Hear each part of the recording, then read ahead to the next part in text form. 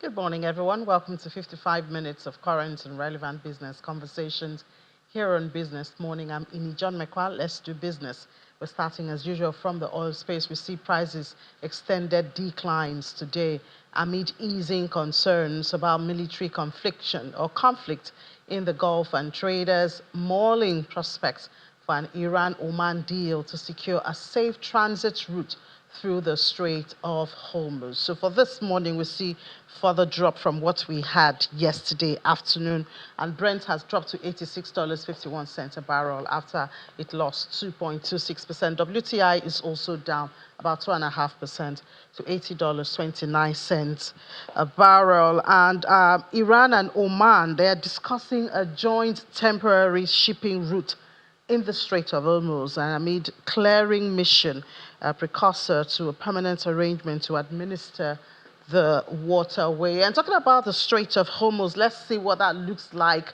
And this was captured about an hour ago, talking about the Strait of Hormuz. So in 24 hours, we see that it's only been one ship that has gone through the Strait of Hormuz. You can imagine the percentage compared to a normal day, about 1.7% in the red for that matter. Waiting to cross the strait are 401 vessels, tankers 180, bulk carriers 140, and others 81, making up this. 3 of them joined the queue today that went through. So of course we will minus this that went through the strait in the last 24 hours. Tanker spot rate at plus 850% when you compare it to the pre-crisis, that's February 28 period. And then we see the daily throughputs there, about 1.5% of normal, that's what we have.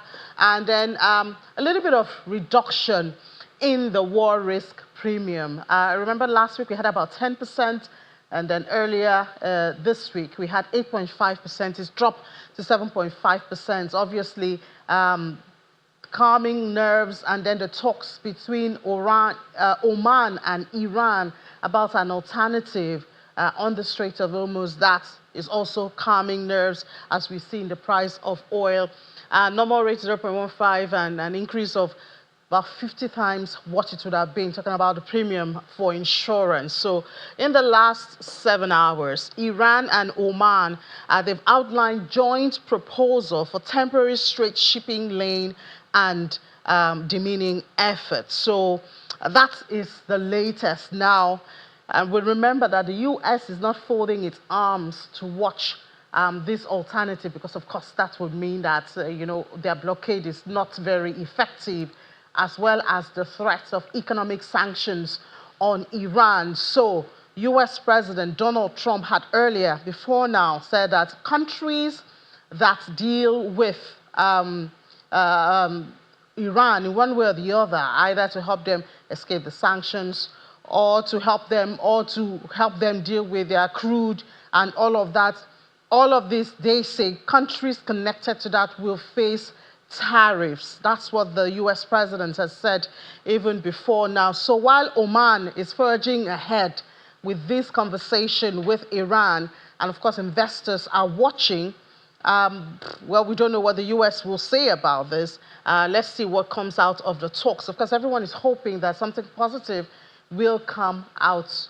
of it. So this is the picture of what's going on. I don't know if you saw the story yesterday. President Trump had said that all the mines are out on the Strait of Hormuz. Well, it doesn't really look that way when we look at the numbers of what's going on there. Just one ship has gone through in the last 24 hours. So concerns and fears are still there, and we're still waiting for the outlook of the talks between Iran and Oman. And talking about that, of course, all of this feed back to what goes on right here at home here in Nigeria. So yesterday we saw the news by NMDPRA that petrol import has increased by over 206%. Let's follow the trend for this year so far. We're in August. That means the first 7 months of this year. So in January, we saw that average imports for a day, 24.8 million liters. But for the month of January, 798.8 liters. And then for February, we saw that dropped drastically, 84 million liters from 798.8 million liters. But we saw it surge again, so we know why. I mean, the war with Iran began on the 28th of February. So obviously, at the end of February, or in midst all of that, crude is disrupted, distribution of crude. And of course, we know Dangote is our major refiner here in Nigeria. So by March, we saw it had increased again. That's import, petrol imported into the country. It's gone up to 182.9. And then by January, February, March, April, 111, so a little bit reduced from what we had. And then it went back again to 182, and it has been going up since then. July, 610, June, 543, March, or April, I beg your pardon, or May. May, June, July, we've seen, I think the highest has been in July, 610, and that's the report that we got from NMDPRA, that our import has increased more, import of petrol, and mostly because the local refiners' input into the consumption of petrol has reduced. Let's find out why this morning. We'll be speaking to Duchess Dolapo Ikotun. She's the Vice Chairman of Koran and Executive Director of Ikwe Ona Refinery. Joins us from our Abuja studio. Duchess Ikotun, good morning and welcome to the program. Good morning. Thank you for having me. My name is Dolapo Okulaja Kotun, not Ikotun. Okay. All right. Thank Okulaja you. Kotun. All right. Thank you so much. Apologies for that mix-up right there. So, do tell us, NMDPRA's numbers shows that a local refinery has reduced, especially in the month of July. We've gone from 543 to 610. We know that there are issues around the Strait of Hormuz, but we thought that local refiners have input from the domestic front and so should not be that affected, by what's going on in the Strait of Hormuz. So what's really the situation? Why do we have less production from local refiners in the country? Once again, good morning. Thank you for having me on your show. Like you said, I'm the Vice Chairman of Koran and I'm a member of the Board of Trustees. So what is happening is that, we have 4 functional modular refineries, and of course we have the mega big one, the Dangote refinery. Output is a function of input, and we're still having issues with getting enough crude oil supply for our refiners. So if they do not have enough feedstock, which is the crude oil, then obviously their production will be low. So right now, what is happening in Nigeria is not that the refineries cannot produce, but they're not getting enough feedstock in order to enable them to refine into the products that is needed in the country. We have the crude for Naira. Isn't that supposed to deal with that issue? Unfortunately, it's not. Not all the refineries are getting the crude for Naira. The only one that has been receiving crude for Naira to date is the Dangote refinery, because for some reason or the other, NNDPR puts a criteria on it that is only refineries that produce PMS that will be eligible for the crude for Naira. But the association fought for it for everybody, not for just Dangote. And it's not only PMS we need in the country, we need AGO, we need kerosene, we need bunker fuel, which is what these modular refineries produce. So the crude for Naira, if it had been an even over the field, then definitely it would have increased the potential for our members to be able to get crude for Naira. But right now, only Dangote refinery is qualified according to NNDPRA to receive crude for Naira.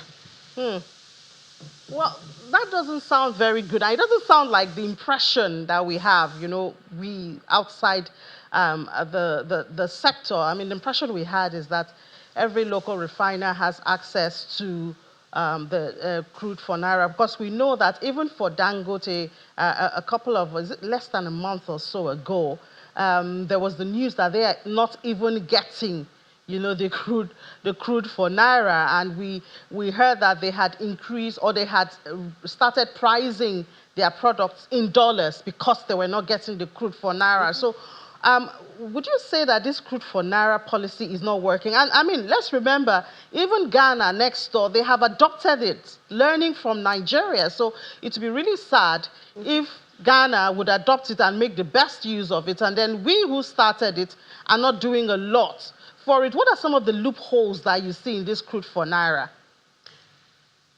I think it's not an issue of crude for naira, but I think it's an issue of supply.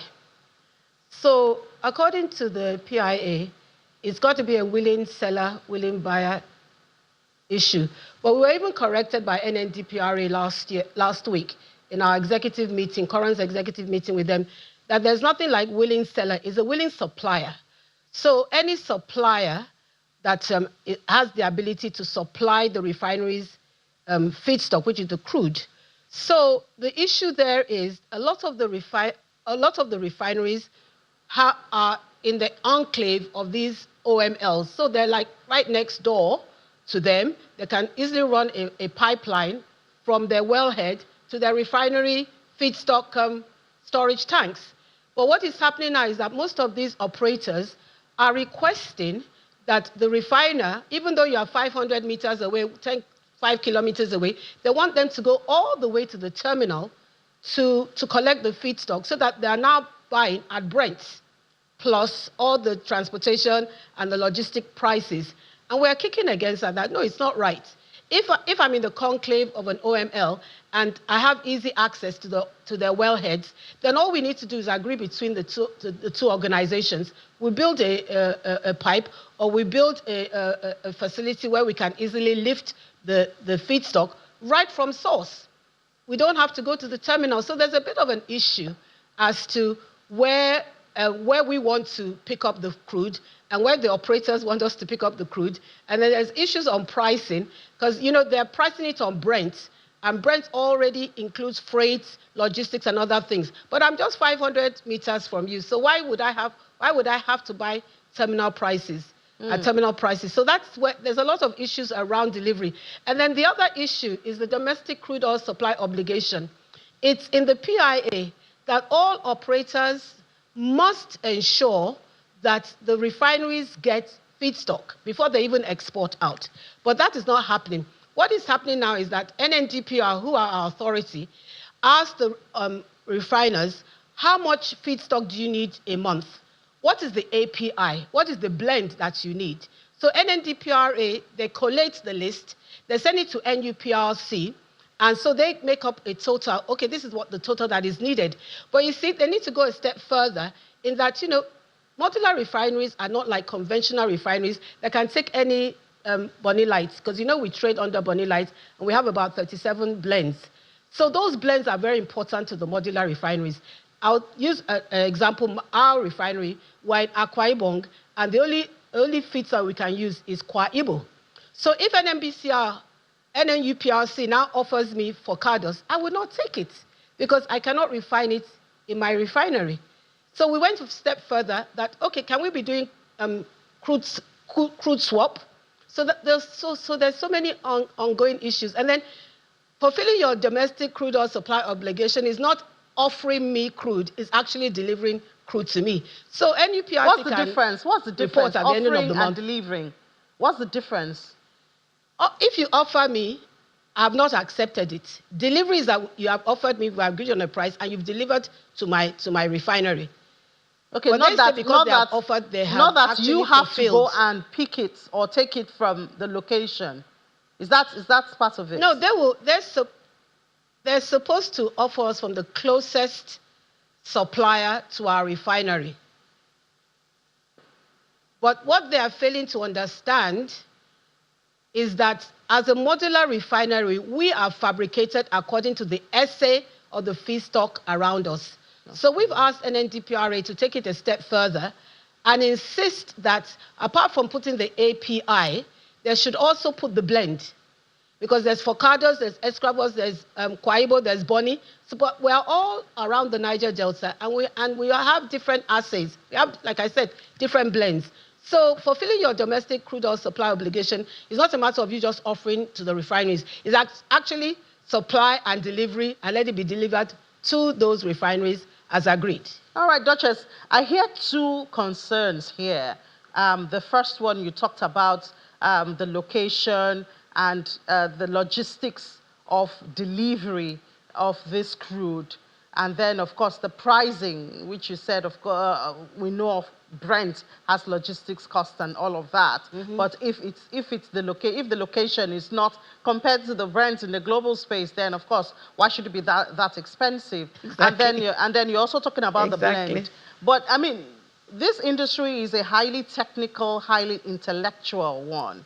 So I'm wondering, are there conversations to sort out these issues? If not, what can we do to push for this conversation so that, you know, we can get to the end, which is reduction of petrol imports into the country? Okay. It's a very simple matter, and honestly, I have to commend our authority, NNDPRA. Like I said, we were in a meeting with them last week, talking about crude oil supply, talking about pricing, talking about a number of issues that Coran as an association has brought forward. And we really appreciate the new ace. He comes from the private sector, so he knows where the shoe is pinching us. So now what we are doing is that every month there is a committee that will get together with a committee in Coran, which is the Crude Oil Refining Association of Nigeria, where I am the vice chairman and a trustee. So they meet with our operators, because, you know, we have two members, those that are still in development and those that are operational. So this committee is for the operational members, because they're already, you know, they're already refining, and they have a number of issues. And the number one is just is underutilization of the refineries, simply because they're not getting enough crude. So we're having those monthly meetings, which started in the month of August with those operational refiners, which includes Dangote as well. And then every quarter, we're going to be having executive meetings with our own executives and with NNDPR executives to, you know, to talk about all the outlying issues, you know, and how much progress we are making and what still needs to be done. So I want to really commend NNDPR for that. They are our number one key stakeholder, and they're literally holding our hands, and they want us to succeed. Because the ACE said about 2 weeks ago at the SPE conference in Lagos that within the next 3 to 5 years, Nigeria is going to be refining all her crude.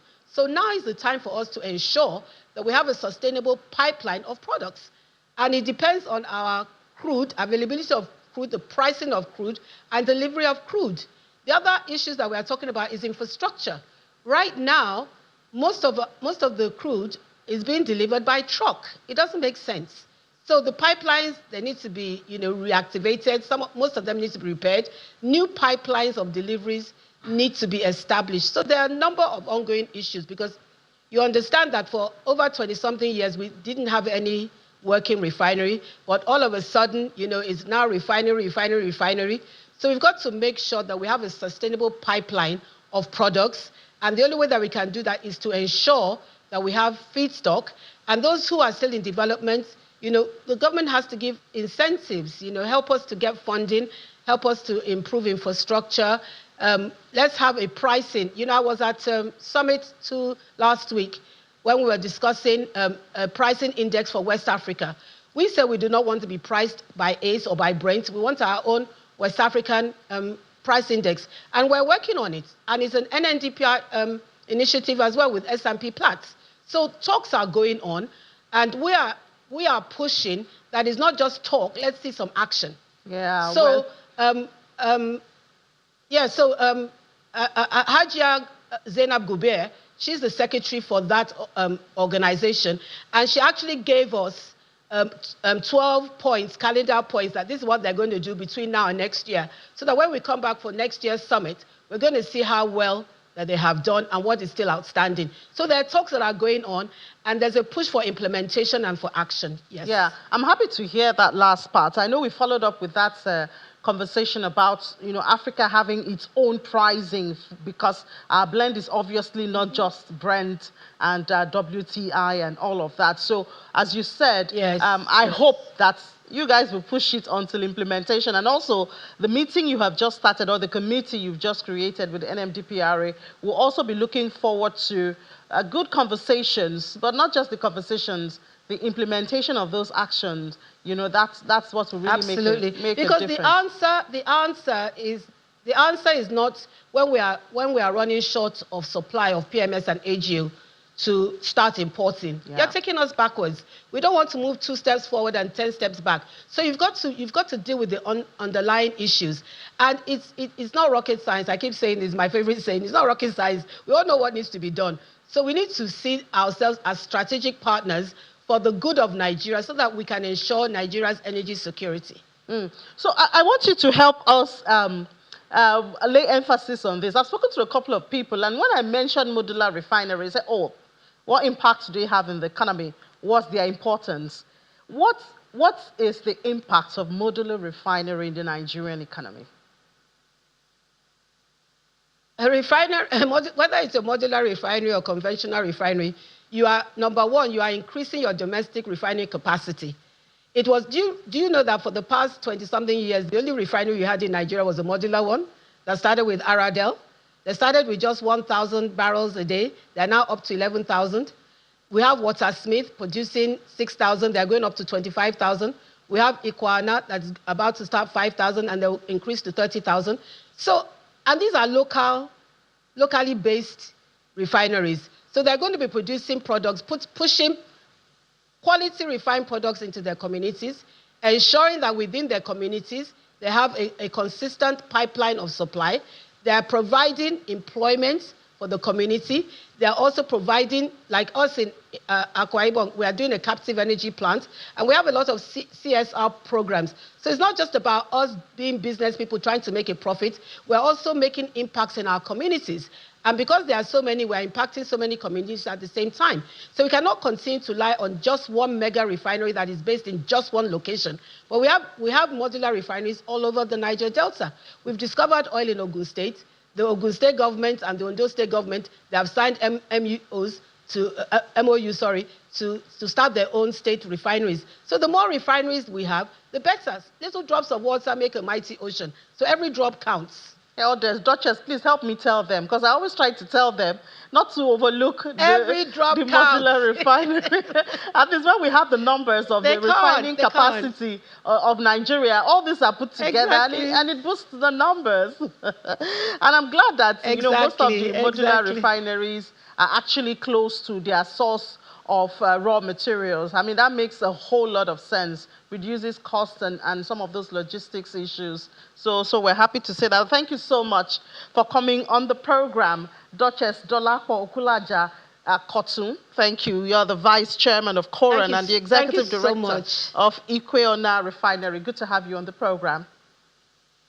Thank you so much for having me, and it was a very pleasant conversation, and we look forward to more in the future, because, when we have reporters like you reporting and asking questions, then it puts a thorn in the authorities' flesh and in the government's flesh. And I just want to thank our president, Bola Ahmed Tinubu, because he was the only one that had the courage to remove the subsidy. Because if he hadn't removed that petroleum subsidy, no modular refinery will produce PMS, because the cost of a catalytic reformer unit is 45 million. Where do we want to get that kind of money from? But now that we are now in free trade, free market pricing, it makes it more attractive for us to increase our refining capacity to another level where we'll be able to also produce PMS, aviation fuel, and the likes. All right, good news right there. Thank you so much for having us, and we're looking forward to it. Sure. We'll always be here. Thank you so much for coming on the program. Also, other issues now. The International Monetary Fund is urging Nigeria and other major African economies to deepen reforms, and they say, as well as governance, to strengthen macroeconomic stability and promote more inclusive growth. In its latest assessment of the continent's largest economies, the IMF identifies fiscal reform as a key priority for Nigeria, particularly in tax policy, revenue administration, public financial management, and spending efficiency. The fund also identifies strengthening monetary policy frameworks and transmission as a priority for Nigeria, Egypt, and Ethiopia, while governance reforms in Nigeria and other major economies should focus on greater fiscal transparency, stronger public financial management, and improved anti-corruption practices. Let's take a short break now. When we come back, well, living standards in Nigeria, not so good news we heard yesterday, placing Nigeria as the 56th of the 60 poorest countries in the world. Most of the 60 in Africa, Nigeria, number 56, the giant of Africa. That's not acceptable. We'll talk about that after the break. Please stay with us.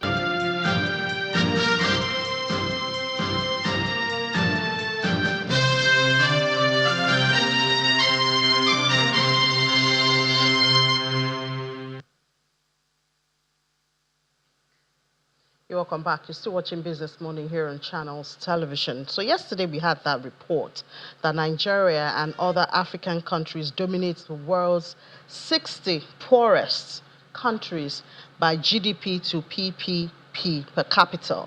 And GDP PPP per capita measures the economic output and average standard of living in a country by dividing total economic production by the population and adjusting for local costs of living. So Nigeria, of course, is featuring in that as number 56 of the 60 poorest countries in the world. Burundi is the worst there. So that's the ranking. But when you look at it, let's look at the numbers, because, you know, we've been talking about numbers for a bit now. I decided to do 2023 to date since we have the current administration that started in 2023. So we see that when we look at the data of the GDP PPP per capita, in 2023 it was about 4.5%, 2024 it went up to 4.8%, stayed that way in 2025, and 2026 the number looked better, 14.7%. And the projection is that in this year, per capita for Nigeria will hit 10,000. That's the GDP per capita to per capita ratio will hit $10,000. PPP per capita is different from nominal. We know the GDP that we have every quarter or so adjust for differences in domestic price levels and is therefore more useful for comparing it. And then talking about standards of living, of course, we look at the multi-dimensional poverty. That also is a number that should measure Nigeria's standards of living. So we see the IMF reported in June that poverty remained around 43%. That's 43% of Nigerians are living under the national poverty measure, while about 27 million Nigerians were estimated to be facing food insecurity from 2025. The UNDP estimates that 33% of Nigerians as multidimensionally poor, with an MPI of 0.17 and the privation intensity of 52.9. So look at the numbers closely now. Our latest MPI shows that the multidimensional poverty in Nigeria, that's the MPI, shows that 62.9% are multidimensionally poor. That's about 132.92 million. The MPI value is 0.2. Poverty intensity is more than 40%. Where poverty is highest, rural population 72, urban 42. I guess this is, I mean, there's no argument about this. You have more rich people, rich in quotes, yeah, in the urban area than in the rural area. Then international MPI shows 33% multidimensional poor 2021, and we do not have very recent data in Nigeria. So mostly it's the 2021 data that is being used. So let's delve into this now with the Managing Director of Timeline Consult Limited, Mr. Shuaibu Idris, right here in the studio. Mr. Idris, I think you have a lot of work to do I'm not in government. So. Okay, you're not in government. Okay. Okay, you have a lot of talk to talk. Okay. Because we've seen the numbers increase since 2023, talking about per capita and all that, the GDP per capita. We've seen it increase, even though not so much. But we've also seen the percentage and number of multidimensionally poor Nigerians also increase. But we have our macroeconomic data looking attractive. So it's, and a whole Nigeria, the giant of Africa, is the 56th poorest out of the 60 in the world. That shouldn't be said. But that's what this report. Unfortunately, that is the fact. Yes. Oh, it's a fact. That's a fact. Okay. So why are we in this position, really? Well, first and foremost, viewers, very good morning to all of us. Maybe good afternoon to those in other part of the climate or of the world. Once again, thank you, Madam, for inviting me. It is sad that we have to be discussing these figures. It's akin to you have 1, 2, 3 children, and one of the children comes back after end of term attending school. He or she is given, say, an F or a D, which is a failure, and 1 or 2 other children are having an A, which is a pass mark. So you tend to be bothered, you tend to be worried that those who have failed, why have they failed? Now, to be poor is not natural. People can choose to be poor because they want to be poor. Sometimes we allude to certain things to say this is, from God. No. Sometimes, honestly, we take certain decisions that, put us in a precarious situation. Nigeria is generally a poor country, whether we like it or not, because of the quantum of population that we have, because of certain challenges such as our cultural nuances, such as our religious beliefs, that sometimes we interpret them in the way and manner we want to interpret them to suit us, not necessarily as the gospel has espoused. So it's a holistic approach that we need to be looking at. Yes, we are number 56, but then when you look at it on, say, a GDP number, Nigeria is number 3 or number 4 in terms of size of our economy in Africa. Are we bad in that number? No, we are not bad. But we are worse off in another number. But mark you, economics is a science of alternatives. So if you look at one particular angle, you can say this is good. The same factor, the same event that you are looking at, someone can look at it and say this is bad because I'm looking at it from this side or that side. But in general, we are certainly in a precarious situation because year in, year out, our per capita income is degenerating. We used to be at about $3,300 per capita per person in Nigeria. Now it's less than $1,000. You reel out the statistics, the MPI, the multi-dimensional poverty index, is also worsening. Why is it worsening?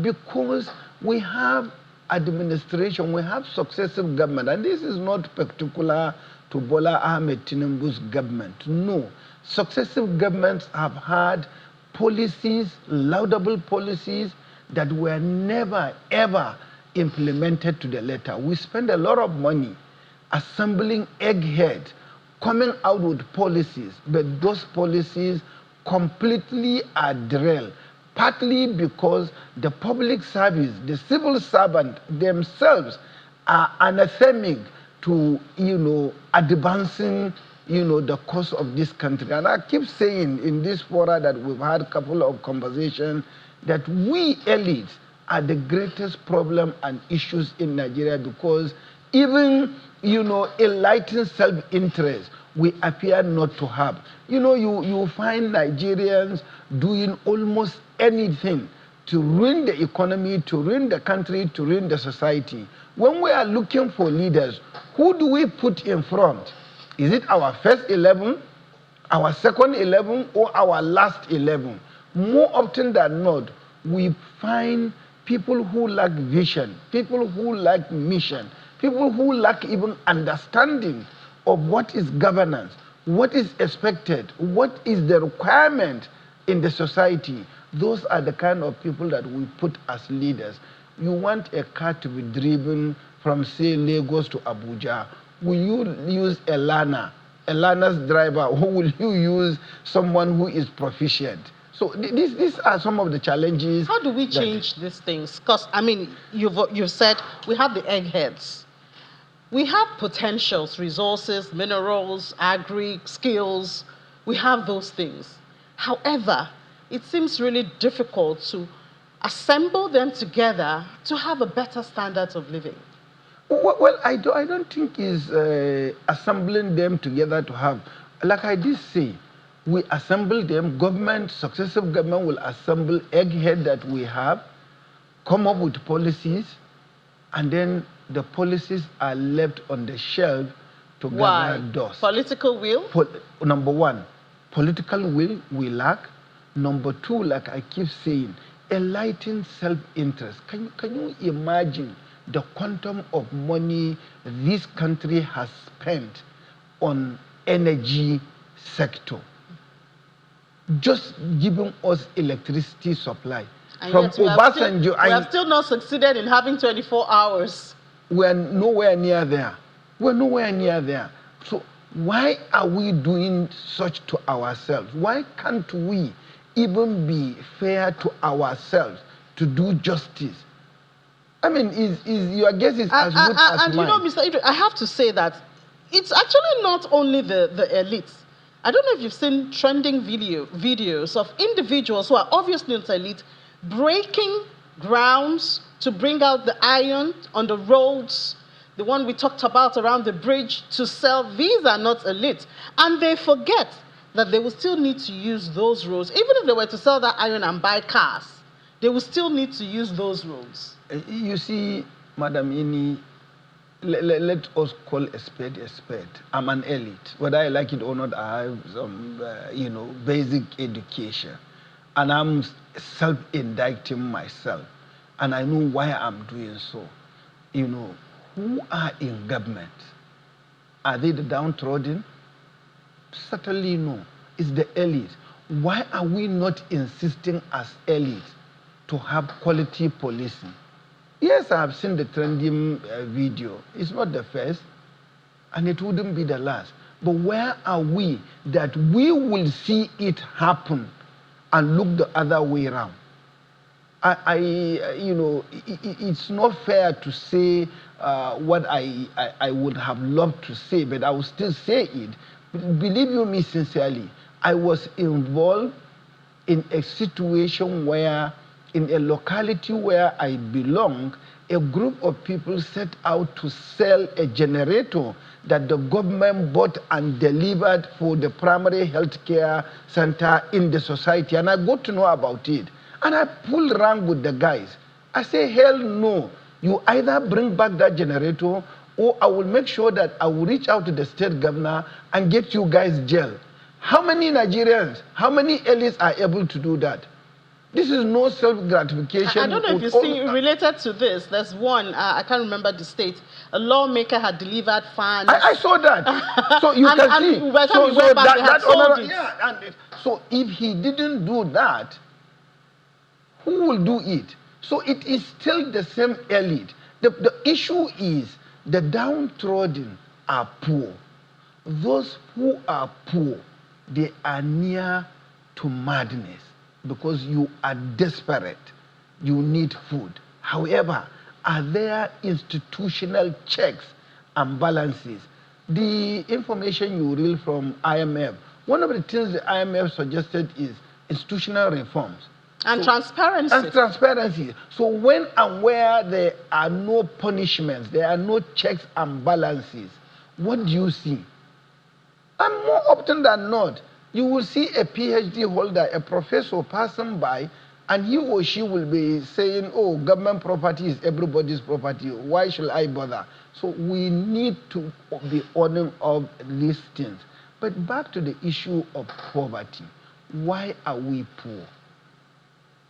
Number one, successive governments will implement policies with a view to pleasing the Bretton Woods institutions, but will refuse to do the side, the other part of the concomitant features of implementation of such policies. I give you the most recent example, which is so topical now and is now a campaign issue. This issue of subsidy. Bola Ahmed Tinubu and quite a number of us, economics, analysts, and opinion, molders, posit that there should be removal of petroleum subsidy. And the idea was more money will accrue to government. These monies, when they accrue, education will improve, healthcare would improve, this, that infrastructure. What have we seen? Number one, Bola Ahmed Tinubu, when he decided to remove the subsidy, he didn't even think twice to say, what safeguard do I need to give? So he first implemented this removal, then he started thinking of the palliatives to do. Even when he thought of the palliatives, one of the palliatives was about 15 to 20,000 buses were going to be provided, CNG or electrically powered buses, so that they will reduce the impact or cushion the cost of transportation. Till today, how many have we seen? Maybe 2,000, maybe 3,000 buses out of 15,000 were into third year of the implementation of the subsidy. Where are we? So why are we poor? We are poor because we implement reforms without necessarily having a bit of a safety net that will reduce and cushion the impact of of the implementation of the reforms. This is what is exacerbating poverty, and that is why we have close to about 150 million Nigerians multi-dimensionally poor. Remember what late President Muhammad Buhari of blessed memory did say. He said he was going to target to lift minimum 100 million Nigerians out of poverty. By the time he left, there were even more people poor than he met us. So, I mean, talking about the way out of this, I don't know, there are so many sides. You've talked about institutional transparency, among other things suggested by the IMF. You've talked about implementation of policies, laudable policies, but of course, also thinking about the consequences, which seems to be the issue with subsidy removal that the country is still facing all up till now. So I guess it's just a conversation we'll continue to have. But, when we see numbers like this, that Nigeria is the 56th of the 60 poorest countries in the world, there's no way we will not react But India too is on that list. Yeah, even though it is the fourth largest economy of the world, in the world. So, but India can still boast of some innovations, especially in the medical. I know. Compared to what Nigeria. But go and check the table. It's still among the poorest countries. So we have good fellows around us. Well, I would say the fact that I'm together with poor guys and I'm happy. Be comfortable. No, I'm not comfortable. I think we can do better. All right. I believe we can do better. All right. Thank you for giving us a bit of hope there that we still have some great guys even in the midst of the poorest. We can do better, and we have the capacity to do. Yes. All right. Thank you so much, Mr. Shoaib Idris, the Managing Director of Timeline Consult Limited. Appreciate your time. Thank you very much. It's time to go global.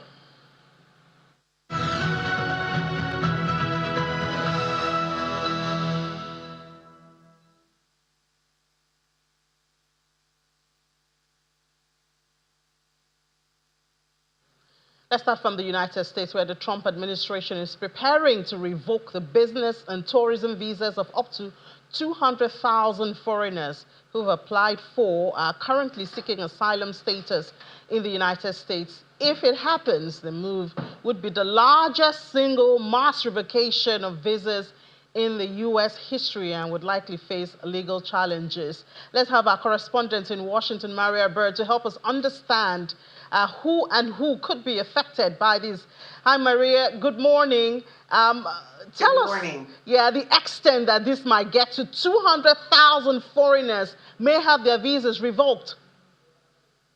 Yes, this is a move by the president, which we know the president came into office for a second term, very focused on immigration in the United States. And he stated during his entire campaign that he'd be tightening the reins around immigration laws and specifically too around how individuals came into the United States. So this is something that we knew was a potential to happen.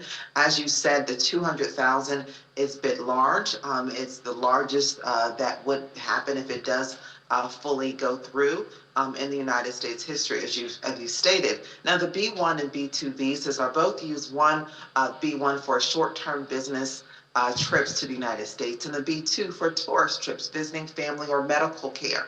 And so those are very typical visas that many have used to come into the United States.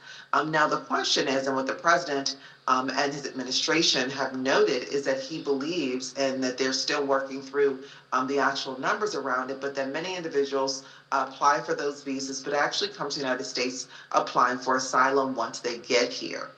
And so the question is really around if they were to, because we all know that there is the ability to come to the United States and ask for asylum. But typically that happens before someone enters the United States due to some sort of massive war crimes in their country or something that has been a natural disaster or something that has majorly impacted that country. Typically, it does not happen once someone has applied for that B1 and B2 visa. So this could mean major changes to the United States in the way in which it operates around immigration. Yeah, and we hear too that I don't think the lawmakers will be folding their arms and watching. From that aspect, what can we expect from the legal aspect, from the lawmakers? Well, we know when the president tried to go forth with the birthrights movement, where mothers that came to the United States that were pregnant, had children in the United States, where those children potentially would not have had birthrights. The Supreme Court, the courts denied that. That did not go forward. And so people still have birthrights acts. And so the court will have to review the cases and to see whether or not this potential mass revocation of B1 and B2 visas is within the confines of the immigration laws. Now, we know that B1 and B2 visas are not going to go away. What the president has done in the interim is he has asked that individuals, when they apply for their B1 and B2 visas, check off whether or not they are planning to come and seek asylum once arriving in the United States. And so that is one of the measures he's put in place. But I think we're going to be looking at court cases around this. But I do know that individuals will definitely still be able to have the B1 and B2 visas. It's just really around what restrictions could be in place and if it is harder to apply for those visas. All right, we'll see how it goes out of that. So, Maria, you want to tell us how the market fared yesterday? Well, the market yesterday did better than Monday. The market has shown a slight growth despite what many anticipated to be a challenging day due to the tariff back and forth and potential tariff war between the U.S. and Canada, as Canada did announce tariffs that they planned to invoke upon the United States, a retaliatory tariff.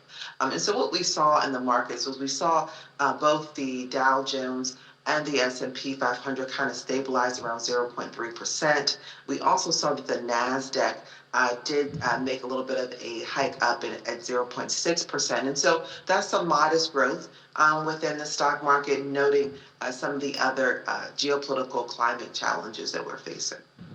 All right, Maria, thank you so much for joining the program, giving us an update, especially on that visa conversation. All right, moving to other stories now, but we're still in the United States. President Donald Trump has said that mines have been cleared from the Strait of Hormuz, one of the world's most important oil shipping routes. The claim comes as concerns over shipping security and energy supplies remain high following the conflict with Iran. Any improvement in navigation through the waterway could help reduce pressure on global oil markets and ease risks to international shipments. Investors are, of course, closely watching for signs of a more stable flow of oil through the Strait. And as we saw earlier today, when we looked at the data on the Strait of Hormuz, we saw that just one ship has gone through in 24 hours. So I guess the concerns are still there.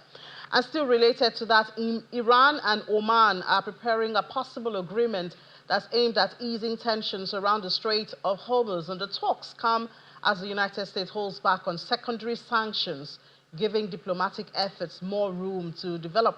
The Strait is critical to global energy supply, so any deal that improves security could help support the flow of oil and other shipments. And markets, of course, watching out for signs of that diplomatic talks expected. And Canada is announcing retaliatory tariffs on U.S. goods, with some of the new levies set to reach as high as 50%.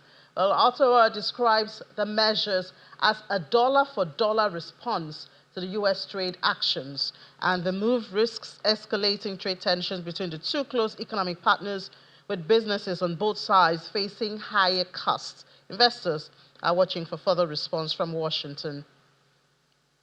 A proposed nuclear agreement between the United States and Saudi Arabia is now before the Congress for review. The deal seeks to deepen cooperation in civilian nuclear energy and strengthen the strategic relationship between Washington and Riyadh, but experts are warning about potential nuclear proliferation risks, including concerns over how the agreement could affect the region's security imbalance. Lawmakers are expected to closely scrutinize the terms. And still talking about Saudi Arabia, the country is stepping up efforts to deepen its derivatives market as part of a broader reform of the country's capital market. The initiative aims to improve market liquidity, expand investment options, and attract more local and international investors. The move forms part of Riyadh's long-term plan to develop its financial sector and reduce its economic dependence on oil. Amazon is shutting down a service that founder Jeff Bezos once described as artificial intelligence. The service used human workers to handle tasks that computers struggle to perform, showing how people once filled gaps in AI technology. Its closure now reflects just how quickly artificial intelligence has advanced. The move also highlights Amazon's shift towards more automated systems and AI-powered services. And in Thailand, the central bank has kept its benchmark interest rate unchanged for a third straight meeting, and it's to support an economy recovering from higher energy costs triggered by the Middle East conflict. A Hong Kong court declined to remove PricewaterhouseCoopers International Limited from a multi-billion-dollar lawsuit brought by China's Vanguard, the liquidators against the firm that said that it's at its Hong Kong and mainland Chinese affiliates. Deputy High Court Judge Patrick Fong says that evidence PwC International submitted as part of its arguments to exit the case was inadequate and unsatisfactory. Those are the global stories.